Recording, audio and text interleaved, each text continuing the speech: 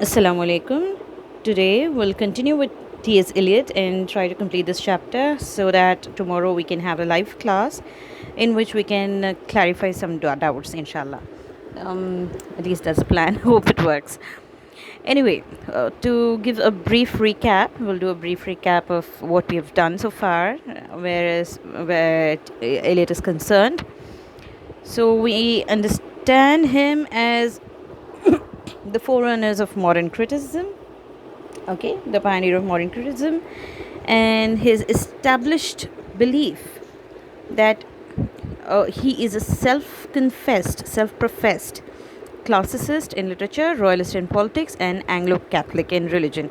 Why this is necessary is because he carries this conviction with him throughout his career, and it is reflected in all of his works, including his criticism. Okay, and these are some of his critical works. Please do remember, whenever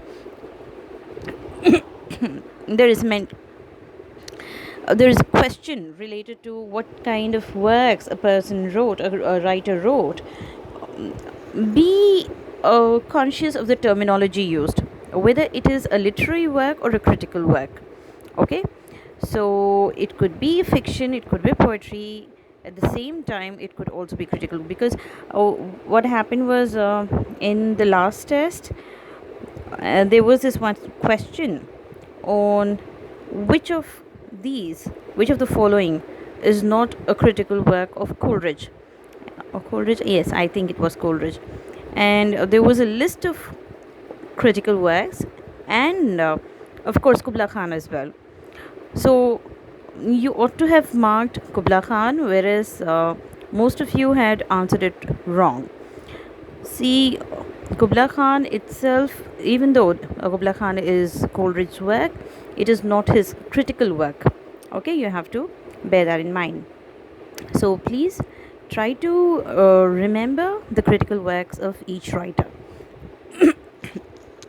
Okay, and well, as we spoke earlier, he is a self-professed classicist, and he lays much stock by what criticism, true criticism would be.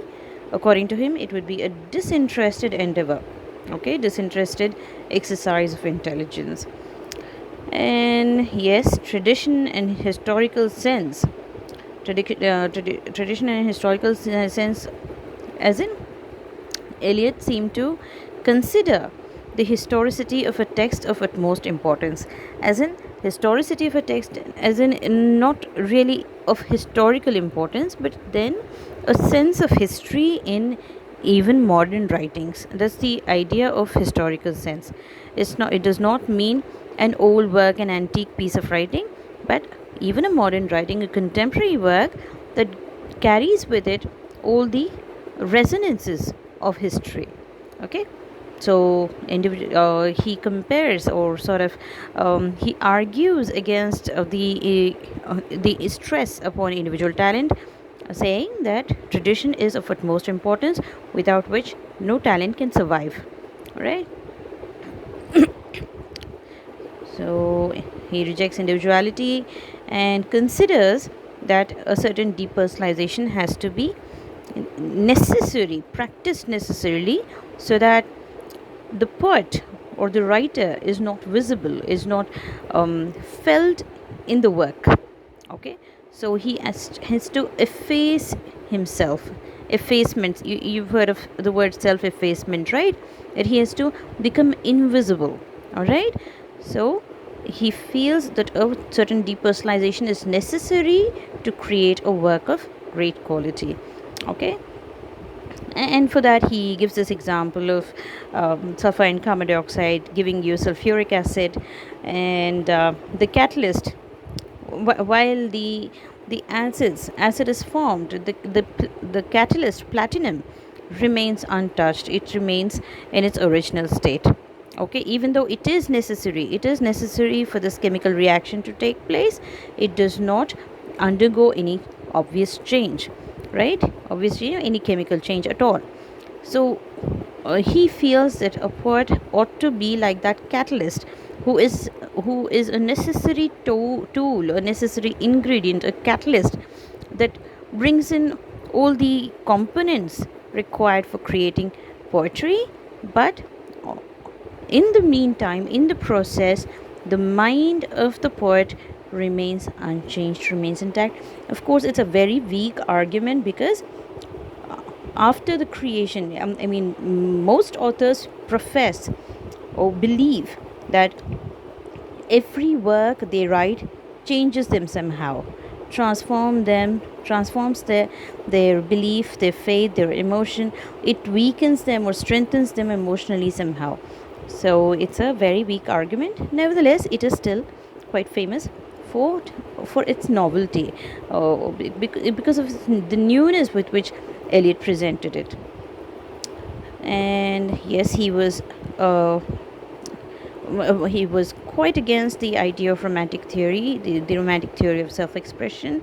To him, the expression, that is the any form of expression, as in any kind of poetry, what we call is the turning loose of emotion, is the spontaneous overflow of powerful feelings, emotions recollected in tranquility. That's how Wordsworth, or most of the eight, Wordsworth sort of embodies these words of Wordsworth, embodies the ideas, the general idea or general belief of the romantic writers, right?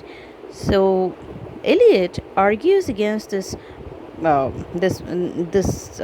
philosophy, and believes that it's not turning loose of emotions, but an escape from emotion, escape from feeling. And it's not an expression of personality, but an escape from personality. That's where the idea of depersonalization comes into being. So he believes the main function of criticism is to establish order. Establish order um, as in giving each work its rightful place, based on facts, not on opinions. Facts and opinions are two different things, right? Facts are what is, opinion is what you believe it is, right? So your opinions may be prejudiced, may be biased, whereas fact remains same throughout. At least that's the common belief. So he felt that the main function of criticism is to establish order in terms of the canonical literature. And at the same time, he also felt that literary criticism has to deal with culture and civilization. It should not restrict itself to the aesthetic qualities of the literary work alone. It has to be made culturally relevant. It has to be something that would uphold the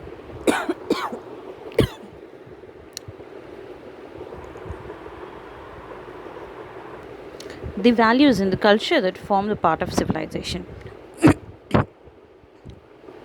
So there's this another one common, very famous theory, or popular theory of dissociation of sensibility, which he projected in his Metaphysical Poets.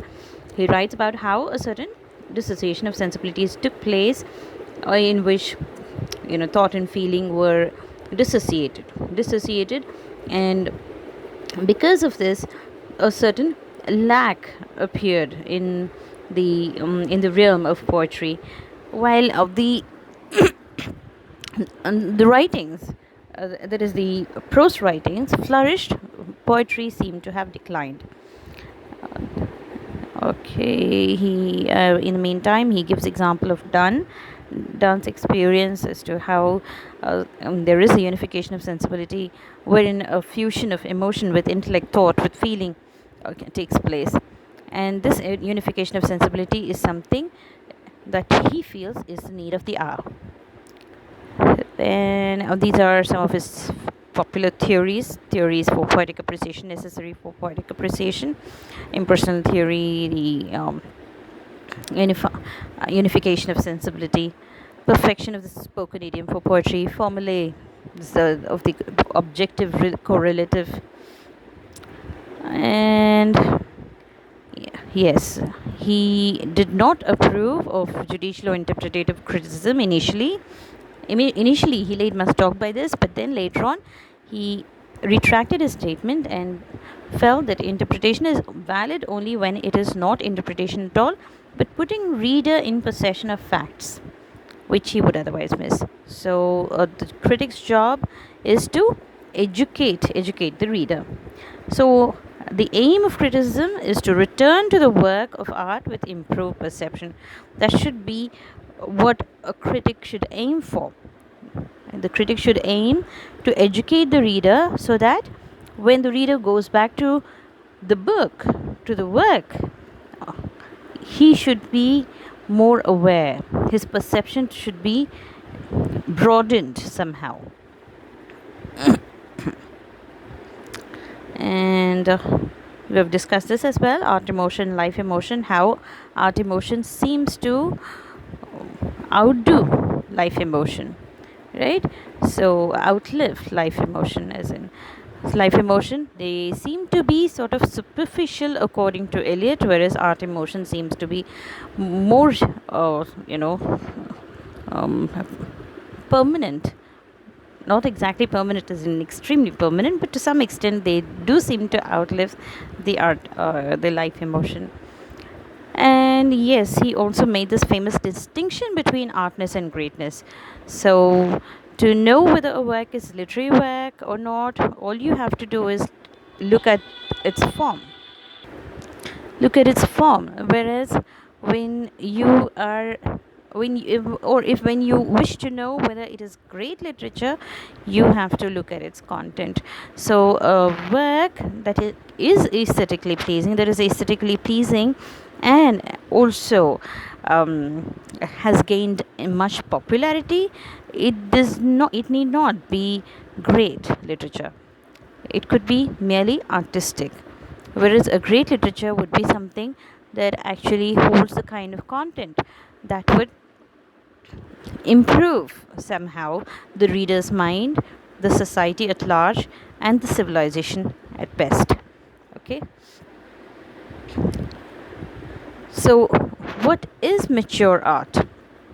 Mature art, as in an artist could be considered mature, his work to have matured when there is inclusiveness, coherence, complexity, and correspondence to reality. So these four main points are necessary. So any work that excludes a certain category of people, or a certain kind of emotion, or a certain anything that brings separateness, or sort of um, or any kind of what do you call it, discrimination, it would be extremely juvenile to consider that work as great art or mature art. It has to be coherent, it has to mean something, there has to be a certain continuity in the work, within the work, right? So it does not necessarily mean that it has to have a beginning, middle, and end. What it means is that it has to make sense. It has to even the absurd drama is coherent in its own way. It may be abstract in nature, but at the same time there is a certain coherence to it which is very peculiar about the genre itself. Okay, you cannot contest it just because it seems incoherent. Okay, there is a certain beauty in absurdity, right? So I had to state that because you cannot disregard or disqualify absurd drama merely because it seems incoherent somehow. Okay. Complexity, the more the complex the work, the more beautiful it is, because it gives you space to ponder upon, it gives you place to reflect, which is not possible in a very simple straightforward work. Of course, simplicity has its own beauty, no one can contest that, but the more complex the artist's mind is, the more complex his work is bound to be, and this complexity is bound to create ambiguity, which is a necessary component of any good literature, any good work. All right, so complexity is a central ingredient that would qualify a mature art. Then, as far as the correspondence to reality is concerned, it has to have some realities. I mean, see, here this point does not mean it has to be realistic. Okay, realistic as in, like, you have social realism, you have this whole genre of realistic novels. No, we're not talking about that kind of realism. Here the implication is that it has to correspond to reality to certain extent. It may be surreal. There is full freedom, artistic freedom available for the writers to choose any surreal platform to project their ideas upon. But then they should have I mean, magic realism again is a kind of realistic novel, but then they do correspond to reality in some sense. They have to have some, some some footing in reality. They have to be grounded in reality somehow. Thus these are the qualities necessary to qualify an art as mature, any art as mature. Now this is something most people get confused about, but it's quite simple. First, we'll look at the definition here. Objective correlative is the only way of expressing emotion.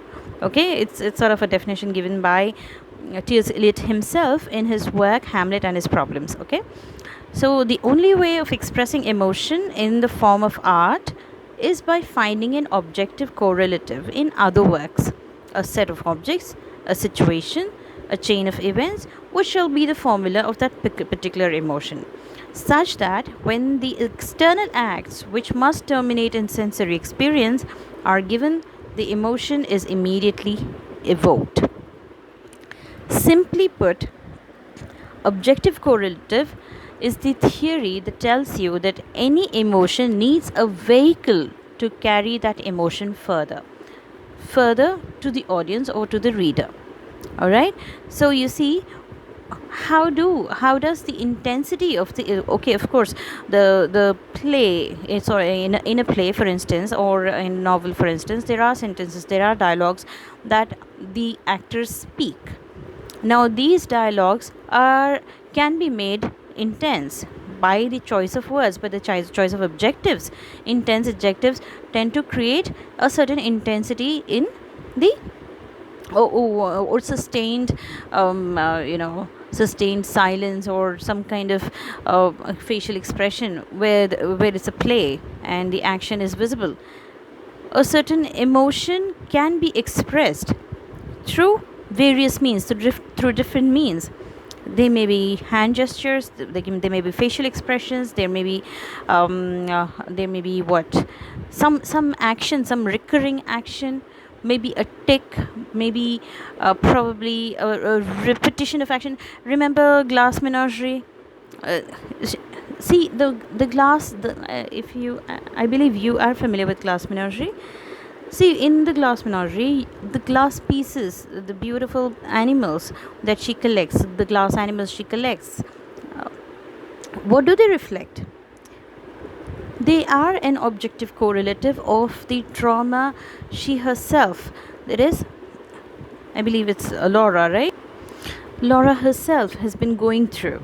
Okay, it reflects her unease, it reflects her desperateness, her desperation. These menagerie, these glass animals, or the breaking of the glass animal, at one particular point, when she is left without a suitor, she believes that she is going to be, engaged to this person very soon, and he immediately refutes any such claim and tells her that he is already engaged and is about to get married. So this emotion, this intense emotion could be conveyed only through a certain vehicle, and this vehicle could be anything, a word, gesture, action, anything. Now this action here, it would be the action that reflects the distracted mind, the distressed state of mind in which Laura is living currently, would be shown through the breaking of the glass animal, right? So the glass animal, the toy, breaks. It falls down and it breaks, right? Again, now consider the ironing. I mean, if you, I don't know if you're familiar with John Osborne's Look Back in Anger. It's a wonderful play. There is this action of ironing, you know. There is an iron board which seems to take center stage. It is kept in the middle of the stage. If you see the stage directions, you will find that this the female character is often seen ironing the shirts for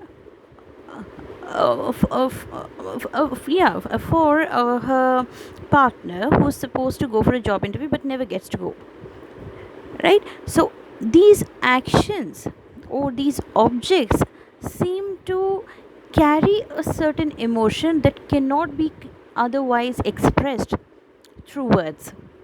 Okay, so objective correlative would simply mean an object that is used to relate a certain emotion or a certain experience, a mental experience. Okay, which which cannot be conveniently or convincingly expressed through words. That is the idea of objective correlative. Okay, so here there is this one example of sleepwalking of Lady Macbeth. If you've read Lady Macbeth, you would know that she is unsettled by what she has done. Initially she's so ambitious, she's so greedy, but ultimately after the crime has been committed, how is she happy about the state of her being? Even though she speaks very freely, she is sort of trying to enjoy her success, she is, she is absolutely distressed. And this complexity, the complexity of her emotions could not find an outlet in her words. So we find her washing her hands again and again. I believe you have seen it. I not seen, but at least read Macbeth at some point during your Shakespeare studies. So you'll see that Lady Macbeth, she's dissatisfied. She dissatisfied as in, like, it's not a common normal mild dissatisfaction we're talking about intense dissatisfaction. She rubs her hand raw because she feels like she could not get the blood off her hands, you know. She's a murderer. She's a murderer in a sense, right? She feels that her hands are colored with blood, dirtied with blood, and no amount of rubbing her hands, washing hands could, rid it of the blood. Sleep time, okay. And again, sleepwalking of Lady Macbeth had a complex adequacy of the external to the emotion, but Hamlet is dominated by emotion which is inexpressible because it is in excess of the facts as they appear. Eliot calls it Shakespeare's artistic failure. Here, see, Hamlet could have been given something, some objective correlative that would have sufficed somehow, but apparently, but then see, we cannot call it Shakespeare's artistic failure because Lady Ophelia does have an objective correlative for her, working for her to express the complexity of her emotions, right? She goes mad, and there are various things. There are various objects scattered throughout the play. You could find them carrying forward the emotions. But then, yes, to some extent, Eliot may be justified in saying that Shakespeare failed in this case alone, in Hamlet's case alone.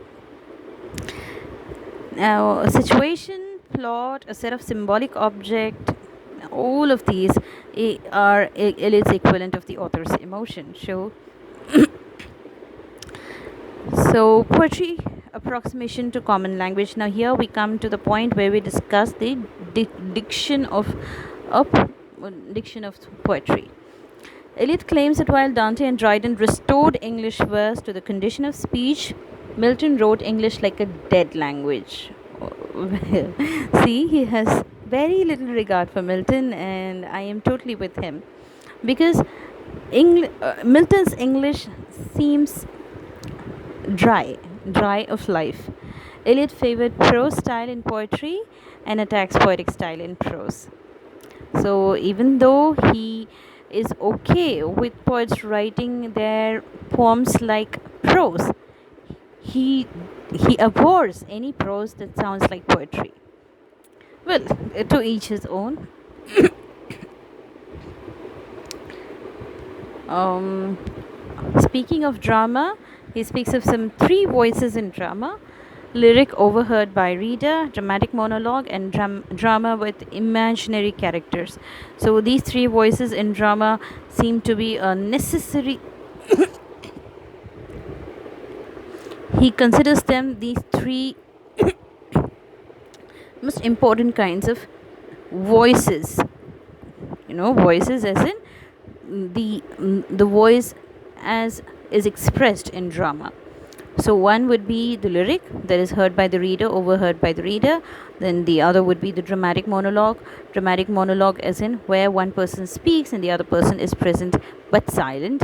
And drama with imaginary characters that tend to be non-existent most of the time but still remain in the background. Okay. To conclude, Eliot took little interest in novels, but about James Joyce's Ulysses, he says Joyce revivifies the whole of the past. Revivifies the whole of the past. Renewal says, taken in its early purity, his literary criticism seems to be very great indeed. He had a significant role in recognizing new talents, aids, and Joyce, but turned a blind eye to American literature. So, even though he had his roots in America, he did not really consider American literature worth speaking about. But at the same time, you see, except for James Joyce's Ulysses, he does not really um, consider novels at all as a genre to be spoken about. Um, so I guess this is all. This is all for T.S. Eliot. Please do study well for your model exams. And inshallah, I'll try to send the PPT for the first four chapters on Plato, Aristotle, Ben Jonson, and what was that? Dryden. And hopefully, it will be useful to you. It may turn out to be useful to you. Thank you so much for your patient listening. Jazakallah khair. Allah Hafiz. Assalamu alaikum.